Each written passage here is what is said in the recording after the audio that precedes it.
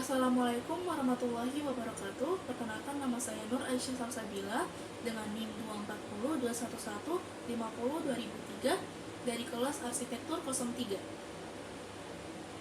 Pada kali ini saya akan mempresentasikan ujian tengah semester studi struktur konstruksi bangunan mengenai tugas mengreview kembali modul 1 sampai modul 6.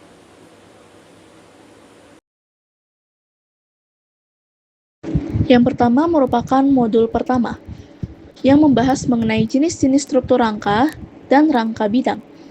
Yang pertama merupakan pengertian struktur rangka. Struktur rangka adalah struktur yang terdiri dari batang-batang yang panjangnya jauh lebih besar dibandingkan dengan ukuran penompangnya. Bentuk konstruksi rangka adalah perwujudan dari pertentangan antar gaya tarik bumi dan kekokohan. Kerangka ini terdiri atas komposisi dari kolom-kolom dan balok-balok yang memiliki unsur vertikal untuk berfungsi sebagai penyalur beban dan gaya menuju tanah. Sedangkan balok horizontal berfungsi sebagai pemegang dan media pembagian lentur. Berikutnya merupakan jenis-jenis struktur rangka. Yang pertama terdapat rangka dengan grid sempit.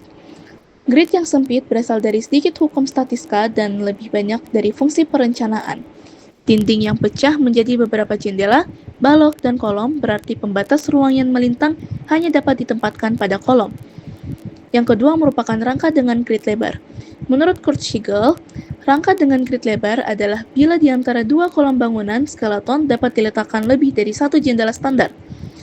Jendela dapat berubah satu jendela panjang atau dibagi menjadi beberapa petak yang tidak memikulkan kolom-kolom antara jendela.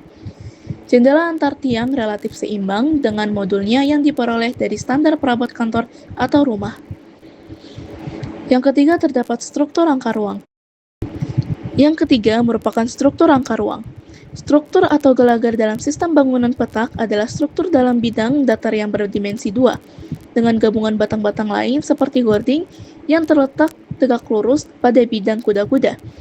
Sebetulnya, merupakan struktur rangka ruang, tetapi cara perhitungan dan cara penyambungan dianggap struktur dalam bidang datar, sehingga setiap bagian dianggap terpisah dari yang lainnya. Berikutnya merupakan prinsip dasar struktur. Yang pertama merupakan kestabilan.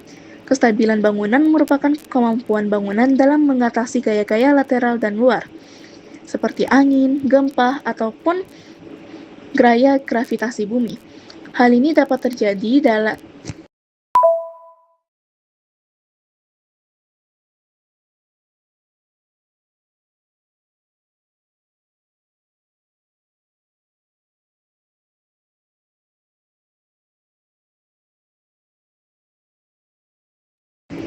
Berikutnya merupakan prinsip dasar struktur. Yang ketiga merupakan prinsip dasar struktur. Yang pertama adalah kestabilan. Berikutnya merupakan prinsip dasar struktur. Yang pertama merupakan kestabilan. Kestabilan bangunan merupakan kemampuan bangunan dalam mengatasi gaya-gaya lateral dan luar, seperti angin, gempa, ataupun gaya gravitasi bumi. Hal ini dapat terjadi dan tercapai dari eksperimen massa ataupun membentuk struktur bangunan yang memberikan perilaku struktur stabil. Yang kedua adalah kekakuan. Kekakuan struktur sangat berpengaruh dalam modulus elastis suatu bahan yang digunakan untuk membangun struktur bangunan. Kekuatan bahan yang digunakan untuk membangun sebuah struktur bangunan tergantung pada kondisi internal dan eksternal fungsi bangunan itu sendiri. Yang ketiga adalah kekuatan. Kekuatan merupakan kemampuan elemen dan komponen struktur bangunan yang bekerja secara vertikal ataupun horizontal. Komponen vertikal merupakan kolom yang terdapat pada suatu bangunan yang menahan komponen horizontal yang berupa balok, pelat lantai, atan.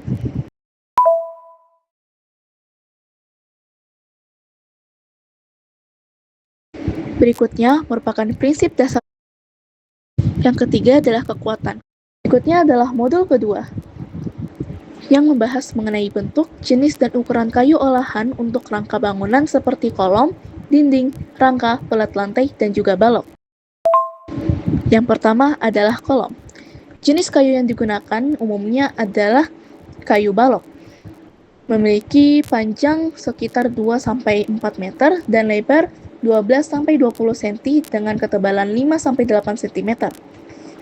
Dengan ukuran tersebut, kayu balok biasanya dimanfaatkan untuk membuat kuda-kuda dan tiang-tiang fondasi.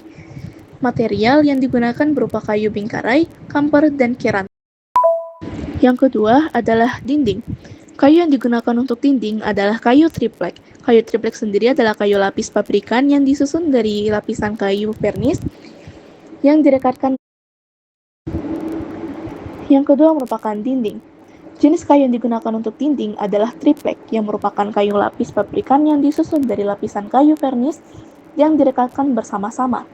Ukuran triplek tersedia mulai dari ketebalan 0,8 mm hingga 32 mm. Sedangkan di Indonesia, ukuran ketebalan triplek mulai dari 3 mm hingga 32 mm. Dengan panjang kali lebar berturut-turut 2440 mm dikali 122 mm. Material dari triplex adalah regular polywood. Yang ketiga adalah rangka. Rangka ini adalah reng kayu yang digunakan sebagai reng atau penumpang bagian penutup atap bangunan. Dalam proses instalisasinya, bagian reng kayu ini lebih kecil daripada ukuran balok kayu, sehingga harga reng lebih murah. Bagian reng kayu harus terpasang dengan baik.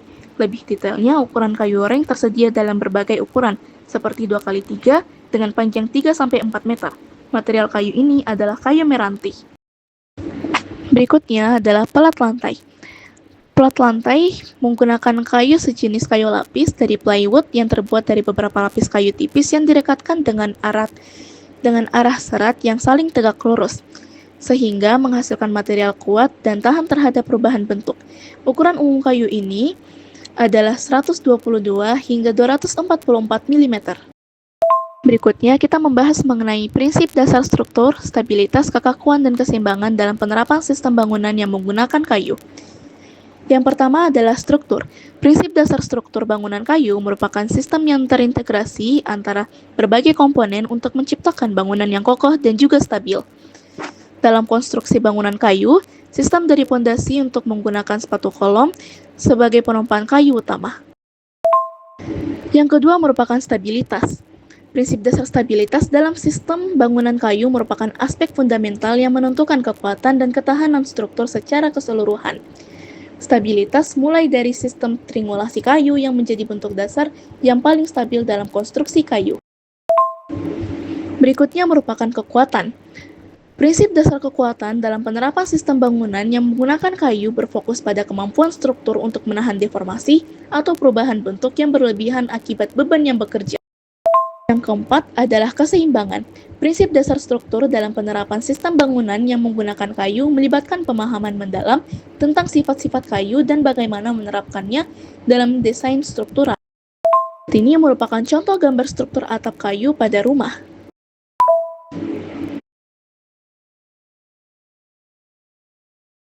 Berikutnya merupakan modul keempat.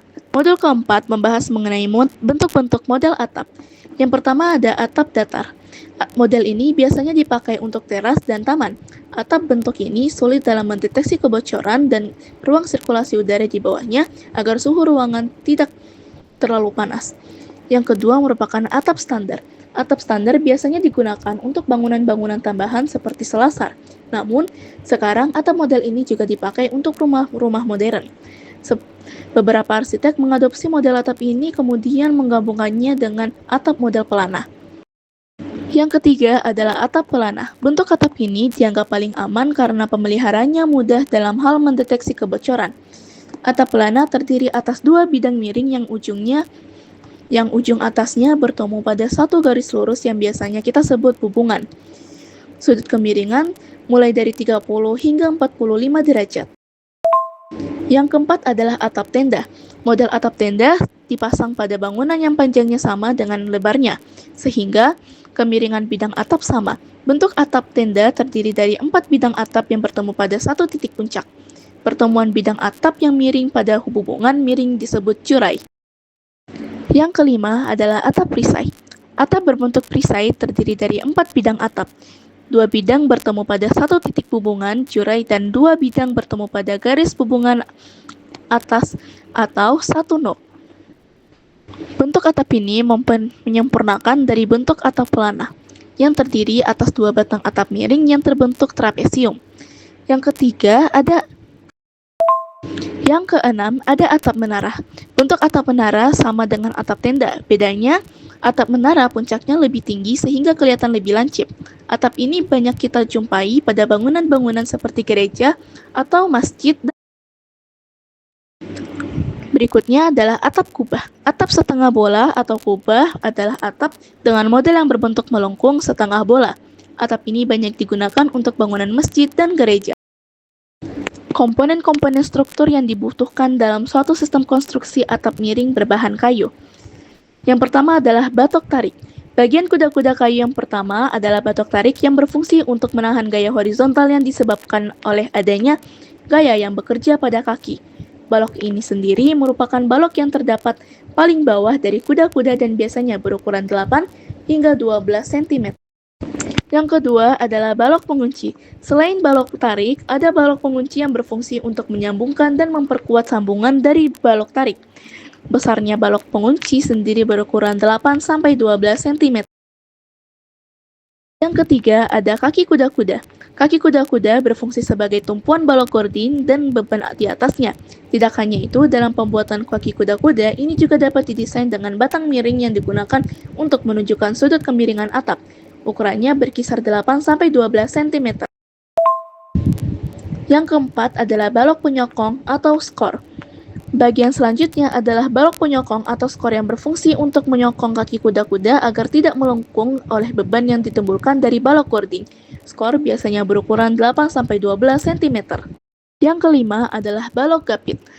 Berfungsi untuk menggapit rangka kuda-kuda agar tidak melentur ke samping maupun mundur ke belakang. Balok gapit biasanya berukuran 2x6 atau 12 cm.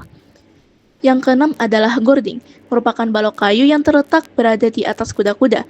Konstruksi bangunan ini berfungsi sebagai penyangga atau dudukan kasau yang sebagai penghubung antara kuda-kuda.